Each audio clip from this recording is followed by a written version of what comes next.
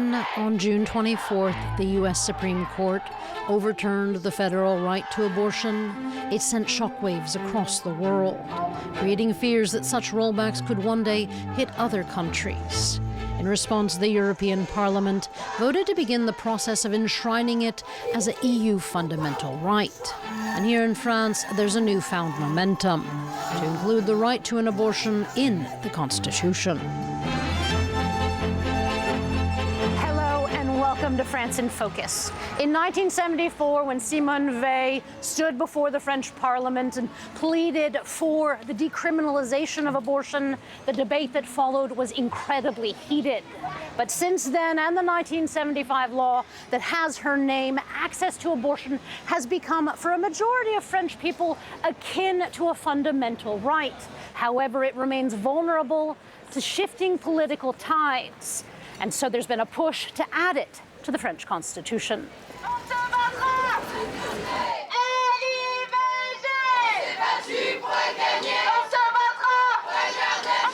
Staying on the offensive at this Paris demonstration, these activists are calling for the right to abortion to be set in stone. As long as it's not in the Constitution, there's reason to be concerned because rights can always regress. Should the right to abortion be written into the Constitution? A debate which has recently been reignited. In 2018, the presidential majority had opposed a similar proposal tabled by France Unbowed and centre-right UDI groups, considering that women's rights in terms of contraception and abortion were sufficiently assured. Emmanuel Macron's Renaissance Party is now backing the idea, a recent backtracking welcomed by the left.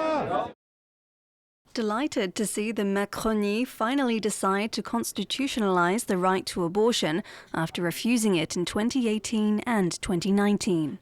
According to a recent poll, 81% of French people are in favour of the move. And the inclusion of abortion in the Constitution could win the support of a broad political spectrum, even if many on the right and the far right are opposed to it. A far right which now makes up 89 seats in the National Assembly. Aucune femme ne recourt de gaieté de cœur à l'avortement. Since 1975, the legalization of abortion has been subject to numerous attacks. Its very principle and every amendment has been regularly challenged by activists whose discourse doesn't change. We hear about the abolition of the death penalty, but we're the first to kill children. To give a voice to those who have been prevented from being born.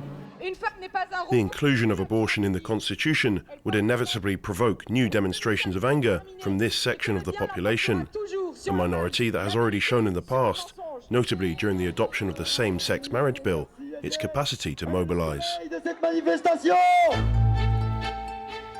Doctors are often among the first people that women turn to when faced with an unwanted pregnancy. But as we're about to see, some French women say that the medical community needs better training and guidelines to help them through what is a difficult time. Leah was 24 when she fell pregnant. She'd been taking birth control consistently, but after doing a pregnancy test, she still got the results she feared most. Leah then booked an appointment with her gynecologist. She told the doctor she was considering an abortion, but Leah says she didn't feel listened to. She left with an ultrasound scan and a second appointment scheduled for a month and a half later. My doctor suggested that I have another examination to check if the pregnancy was still viable. She put the screen in front of me without telling me anything and made me listen to the heartbeat. Then she said, "Oh, well, yes, you can't make it go away." Of course, I didn't go into the appointment saying I wanted an abortion, but I was clearly saying I don't know what I want to do and I needed to be listened to. So instead of having an abortion with a pill, I had to stay at the hospital for the day and undergo an aspiration. I was 9 weeks along, whereas the first time I went to see her, I was 10 days pregnant, so it took a long time. They put additional burdens on me, emotional and physical. Physical in particular, because I had this pregnancy for longer than I would have liked. These obstacles to getting an abortion, imposed by some doctors, are something that Dr. Maha sees regularly in her profession. We receive women who first met people who are not explicitly opposed to abortion, but who clearly did not make the path to having an abortion easy. They made them waste time, made them go through ultrasound scans, told them having a baby is always good news. Whereas the reality of these pregnancies is that they are not expected. It happens frequently. We know it, and the doctors obviously know that. In France, 1 in 3 pregnancies end in voluntary termination. However, 2,000 to 3,000 women a year go abroad because they've exceeded the legal deadline, a period that has been extended from 12 to 14 weeks after a change in the law last March. Cécile Miscotti wrote a parliamentary report on the difficulties of abortion access that led to the amendment. There are several issues.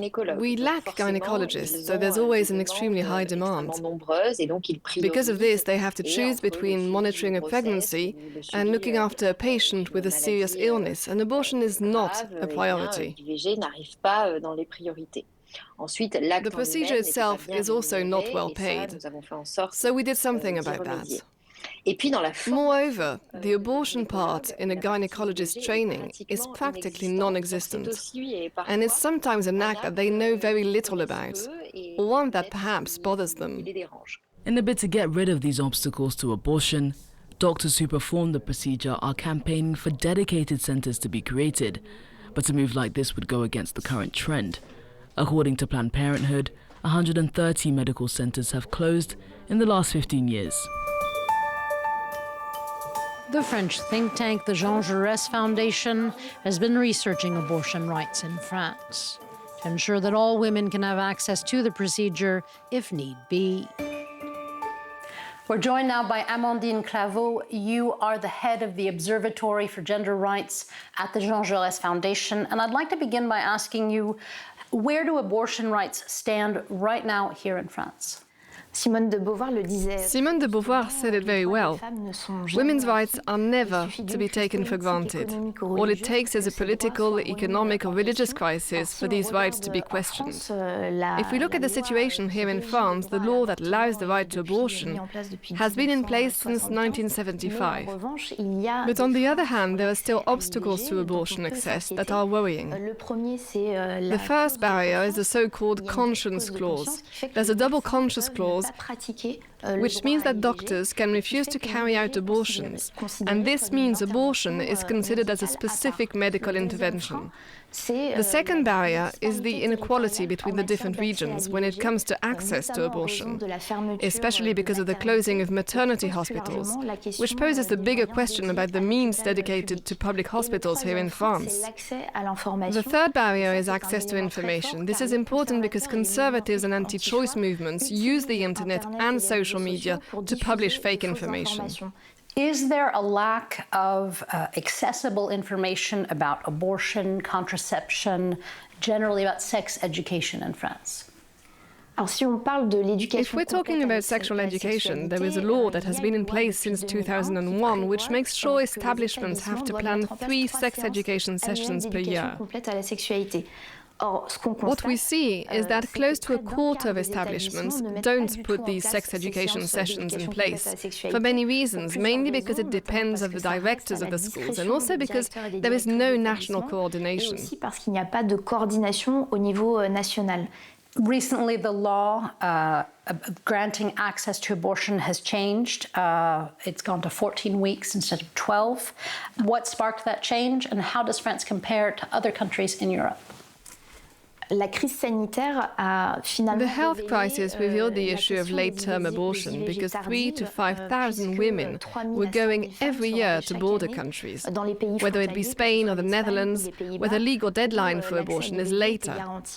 So now, with the new law, since March 2022, the deadline for abortion has been extended from 12 to 14 weeks. There are other recommendations and obligations in the law that have been added. notably the possibility for midwives to perform surgical abortions, or the reminder of the obligation of pharmacists to provide contraception, and in case of refusal on their part, they are subject to the public health code. So there are several provisions that are now in place to further guarantee access to abortion for women's rights. Aujourd'hui mises en place et qui permettent de garantir encore davantage l'accès à l'IVG pour les droits des femmes. Even if the number of abortions in France has remained stable, the number of medicalized abortions with a pill have increased. How have these pills changed things? What we see is that 70% of abortions in France are medical abortions. There again, women should be able to choose the method that they want to have an abortion, whether it be medicated or surgical. That's very important.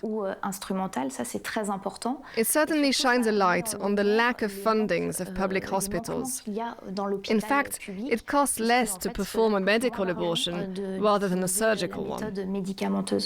Anti-abortion groups in the United States have been known to fund like-minded groups abroad. Is that the case in France? What is sure is that anti-choice groups have consequential financial means and influence in international organizations. If you take a closer look here in France, since 2017 there's a bill that criminalizes the intentional spread of misinformation to dissuade women from having an abortion.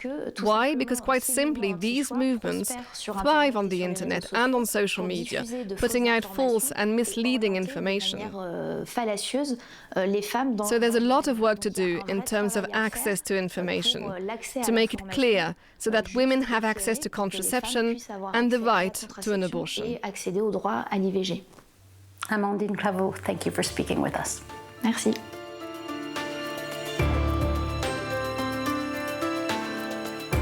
That's all we have time for. Thanks for watching, and stay tuned for more news on France 24.